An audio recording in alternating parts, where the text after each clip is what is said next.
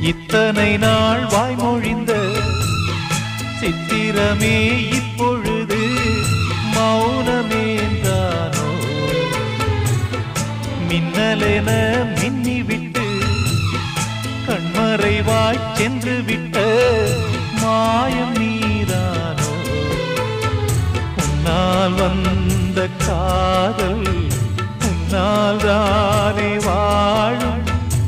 என்னை நீங்கி போனார் உன்னை சேரும் பாவம். எனக்கொரு அடைக்கலம் வழங்குமோ உன் இதயமே? அன்பேவா அருகிலே என் வாசல் வழியிலே